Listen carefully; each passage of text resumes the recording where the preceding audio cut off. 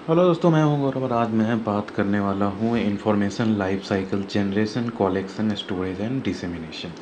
ये है UGC net का आपका यूनिट 1 के अंदर का टॉपिक।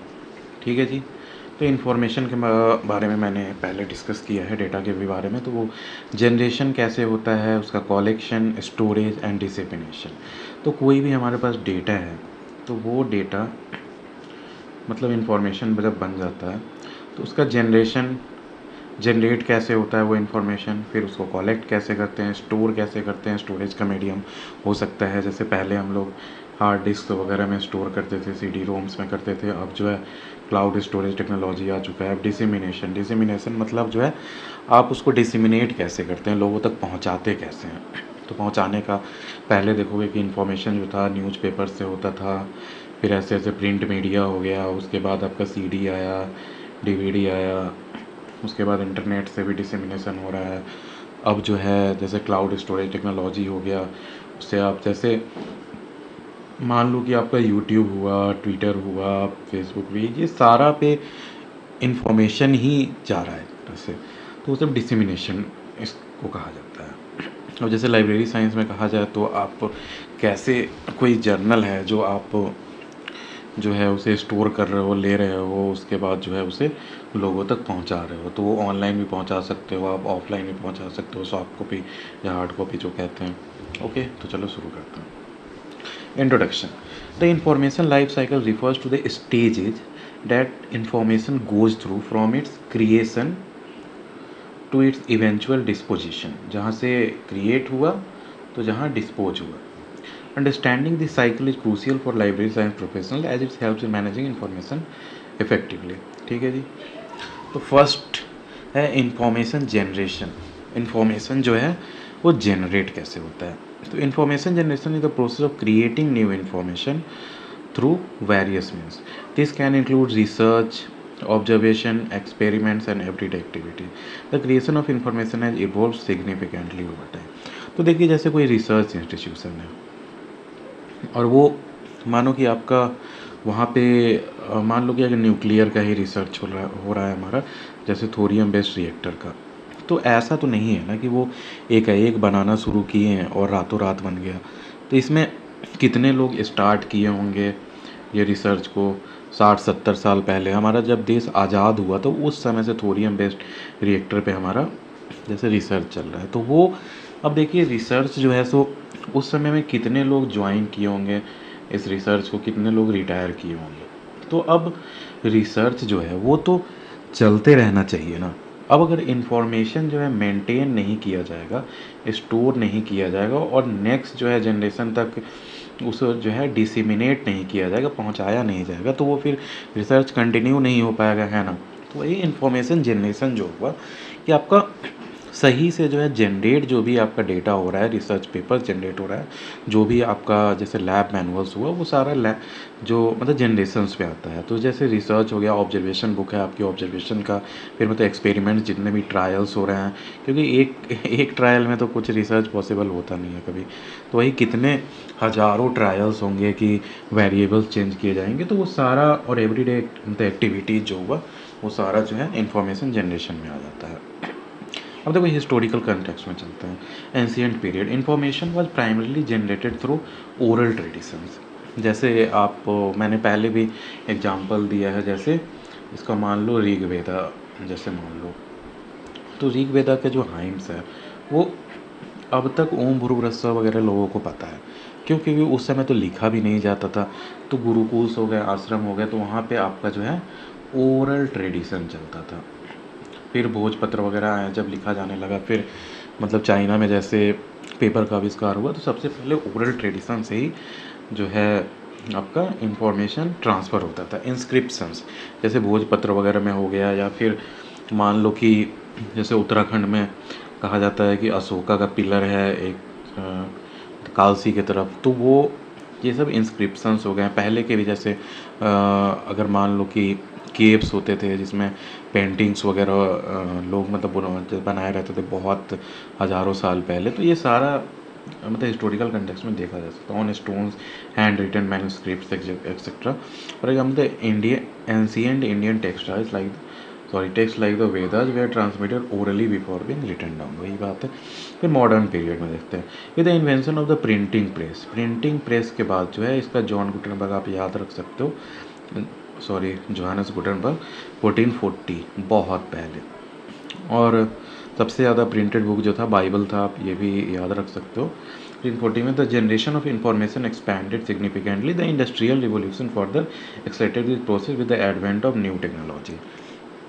तो आप जैसे देख सकते हो, एक टाइम था जब प्रिंटिंग का प्लेट्स होता था, उस पर जो है जो भी लिखा जाना रहता था उसको जो है कुछ मेटल्स वगैरह से लिखा जाता था, उसके बाद एक के बाद एक मतलब पेपर प्रिंट होता था, और ये बहुत महंगा प्रोसेस हुआ करता था। रिच ही लोग जो है ये वाला अफोर्ड कर पाते थे। और आज देखो कि एक नॉर्मल ऑफिस में भी देखोगे कि हर एक के डेस्क पे प्रिंटर पड़ा हुआ है, हर के घर में प्रिंटर पड़ा हुआ है ना। तो वही बात है, एडवेंट ऑफ न्यू टेक्नोलॉजीज वगैरह, और जितना सस्ता होता गया। की पॉइंट्स देख लेते हैं।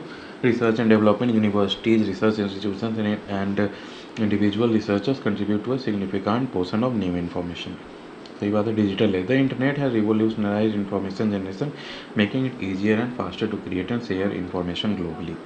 देखो जैसे पहले, आपको मैं एक एग्जांपल देना चाहूँगा कि पहले जब इंटरनेट नहीं था तो बुक्स जो है, एक बुक दूसरे जैसे लैंग्वेज में ट्रांसलेट होता था, तो ये सब लेंदी प्रोसेस होता था। उसके लिए आपको लिंग्विस्ट वगैरह जो है, ट्रांसलेटर्स वगैरह जैसे हायर करने पड़ते थे, तो ये सब बहुत लेंदी प्रोसेस था। तो उतना ज़्यादा इन्फॉर्मेशन जो है तो ग्लोबली एक जगह से दूसरे जगह नहीं फैल पाता था। आज देखो कि एआई ऐसे ऐसे आ गए हैं जो लाइव ट्रांसलेशन कर रहे हैं। आप यूट्यूब पे इंग्लिश में है, और उसके बाद आप चाहो तो उसका ऑडियो चेंज करके नेटफ्लिक्स वगैरह पे देख सकते हो कि हिंदी में हो जाता है। तो इन्फॉर्मेशन जो है वो डिजिटली बहुत जल्दी जल्दी पहुंच रहा है, जैसा मतलब टेक्नोलॉजी जैसे जैसे बढ़ते जा रहा है वैसे। अब आते हैं इन्फॉर्मेशन कलेक्शन पे। Information collection involves gathering data and information from various sources. This is a crucial step in ensuring the relevant and accurate information is available for future use. Methods of collection हो गया, surveys and questionnaires. मान लीजिए जैसे government भी SSC में आप vacancy देखे होगे कि आता है स्टैटिस्टिकल वाला सब, जिसमें जो आपको जो है जैसे उसमें जॉब मिल जाने के बाद आपको सर्वेज करना पड़ता है मंथली जाके किसी गांव में। मतलब कभी कभी सर्वे हो सकता है कि मतलब किसी गांव में कितने पशु हैं जिनका मतलब टैगिंग किया जाना है, उनका हेल्थ कैसा है वगैरह वगैरह। तो ये सब सर्वे है जिससे डेटा गैदरिंग किया जाता है। जैसे मान लो मतलब पॉपुलेशन सर्वे जो 2021 में होने वाला था, आज तक वैसे नहीं हुआ है। या फिर बिहार गवर्नमेंट मान लो कि एक जो है कास्ट सर्वे जो करवाई थी, तो ये सब सर्वे हुआ किस चीज़ के लिए? आपका इंफॉर्मेशन कलेक्शन के लिए।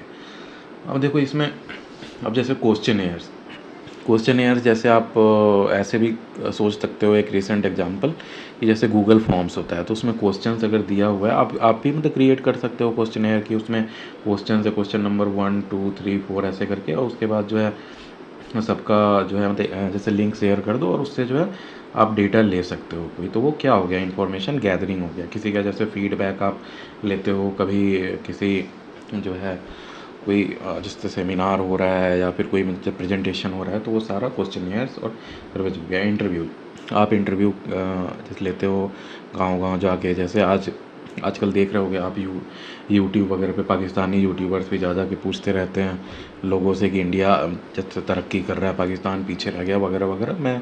आप जैसे मतलब जान रहे हो मैं किसके बारे में बोल रहा हूँ। तो ये सब इंटरव्यूज़ हो गया। In depth information can be collected through personal और telephonic interview. Observation, directly observing and recording event behavior and processes. Documentary sources, collecting information from books, journals, newspapers and digital media. तो ये सब आते हैं। अब Indian context में देखते हैं। लाइब्रेरीज एंड आर्काइव्स हो गए। Institutions like national library of India Kolkata and ये आप याद कर सकते हैं, नेशनल लाइब्रेरी इंडिया कोलकाता में। नेशनल आर्काइव्स ऑफ इंडिया जो है सो न्यू दिल्ली में। Play crucial in collecting and preserving information. अब digital initiatives, the digital India initiative आप देख ही रहे हैं कि डिजिटल इंडिया जो इनिशिएटिव है, इसके अंदर सारा चीज़ अब मोस्टली ऑनलाइन हो रहा है। और you will be surprise to know कि गवर्नमेंट इतने लेवल तक, मास लेवल में जो है ना सो इन्फॉर्मेशन गैदर कर रही है। क्यों? क्योंकि वही इन्फॉर्मेशन का जो है प्रोसेसिंग करके जो है आप तक सर्विसेज जैसे पहुंचाई जाती है। जैसे कोविन ऐप मान लो, तो ये सारा जो है इन्फॉर्मेशन गैदरिंग का ही एक सोर्सेज में आ गया। डिजिटल इनिशिएटिव्स में आप देख रहे होगे कि आपका जितना भी डेटा है, लाइसेंस से लेकर सब चीज़ ऑनलाइन आप जैसे रख सकते हो। तो ये सारा जो है इन्फॉर्मेशन गैदरिंग और कलेक्शन के अंदर आता है। ठीक है जी। अब देखो इन्फॉर्मेशन स्टोरेज कैसे करोगे। तो हम लोग इन्फॉर्मेशन गैदर कर लिए, तो नेक्स्ट आता है स्टोरेज का। तो अब स्टोरेज में देखो ऐसी बात है कि कभी कभी कोई पुराने इंस्टीट्यूट में जाओ, जैसे ब्रिटिश के भी के टाइम के इंस्टीट्यूट थी। जैसे मान लो FRI का ही बात करते हैं, फॉरेस्ट रिसर्च इंस्टीट्यूट जो है देहरादून में। तो वहाँ आप जाओगे तो वहाँ जैसे पहले आप देखोगे कि गवर्नमेंट ऑफ इंडिया थी, उससे पहले जैसे ब्रिटिश गवर्नमेंट ऑफ इंडिया कहते थे। तो उस टाइम के भी आपके डॉक्यूमेंट्स मिलेंगे, और जो है लाइब्रेरीज वगैरह में, या फिर देख लो आप जैसे बहुत आर्काइव्स वगैरह रहता है, उसमें सब रहते हैं। तो जैसे अब मान लो कि इन्फॉर्मेशन स्टोरेज में मैं और भी जैसे एग्जांपल दे सकता हूँ कि आपको लगता होगा कि डॉक्यूमेंट का ही स्टोरेज किया जाता है। जैसे अगर मान लो कि FRI का ही बताता हूँ, यहाँ एक हर्बेरियम भी होता है। हर्बेरियम जिसमें मान लो कि कोई प्लांट्स वगैरह है, तो वो कलेक्ट करके रखा रहता है बहुत टाइम तक, स्टोर करके उसका वाटर वगैरह निकाल के, कि फ्यूचर में किसी को अगर मैच करना है कि ये प्लांट क्या है, तो वहाँ जाके मैच कर सकता है कि ये प्लांट इसको है। उसका भी डिजिटाइजेशन वगैरह हो रहा है। तो ये सारा इन्फॉर्मेशन स्टोरेज के अंदर आता है। ठीक है जी। कि आप फ्यूचर जनरेशन्स के लिए कैसे स्टोर करके रख सकें।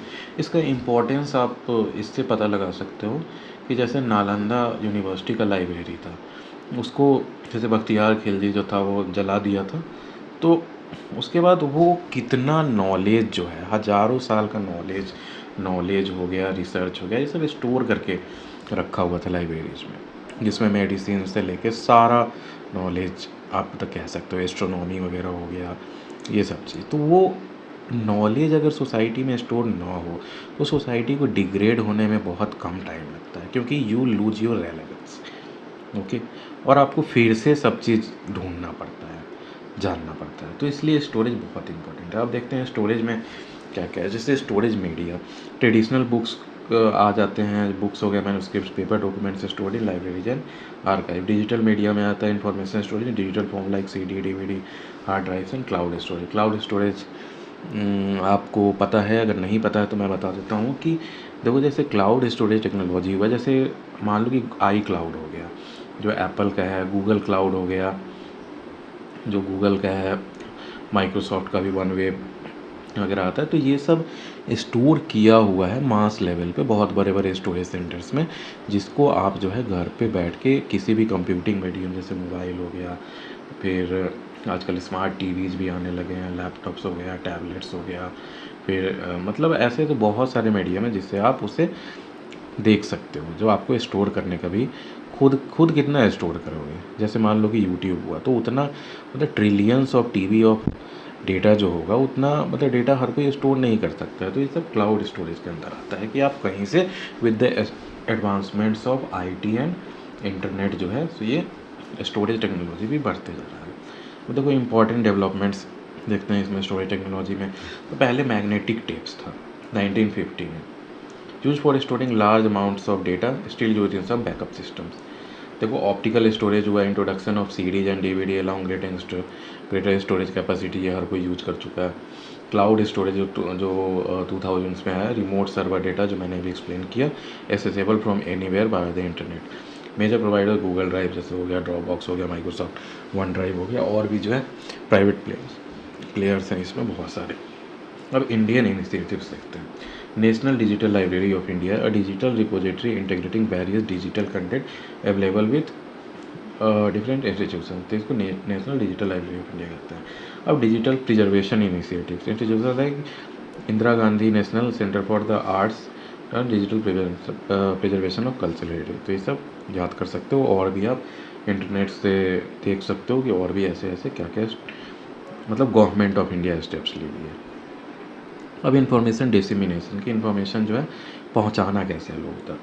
Information dissemination involves distributing and sharing information with the intended audience. अब जैसे मान लो कि आपका कोई जैसे टेक्सटाइल का फैक्ट्री चलता है, तो अब आप जो है उसका जैसे मैनुअल्स वगैरह हो गया कि मतलब कैसे, फिर जैसे फायर हैजार्ड्स का ट्रेनिंग देना है, कुछ भी है, तो ये सारा इन्फॉर्मेशन जो है सो नॉर्मल एम्प्लॉई तक पहुंचनी है ना, और किस तक, इंटेंडेड एम्प्लॉई तक। मैनेजर को क्या ट्रेन करना है, आपको वर्कर्स को क्या ट्रेन करना है, फिर जो है अगर मतलब वीमेन है तो उन्हें कैसे ट्रेन करना है, तो सब इंटेंडेड जो है आपका ग्रुप्स वो अलग अलग ग्रुप्स होगा। तो वही कहा था, distributing and sharing information with the intended audience, effective dissemination ensure that the information reaches the right people at the right time. ऐसा नहीं है कि आप जो है मतलब ट्रेन कर रहे हैं मतलब फायर सेफ्टी पे मतलब 1 साल बाद, और मतलब उससे पहले फायर जैसे एक तो फैक्ट्री में लग गया, तो फिर राइट टाइम पे भी आपको देना है इन्फॉर्मेशन।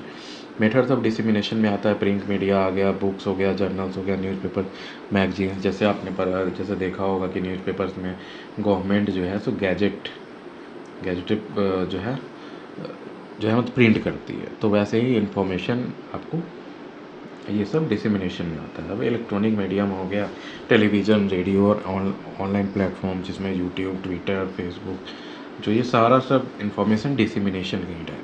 जो मीडियम, सोशल मीडिया जैसे देख सकते हो, platforms like Facebook, Twitter, LinkedIn facilitate rapid dissemination of information. अब इंडियन कॉन्टेक्स्ट देखते हैं। ट्रेडिशनल मीडिया हो गया, जैसे newspaper like Times of India, Hindu play significant role, सही बात है।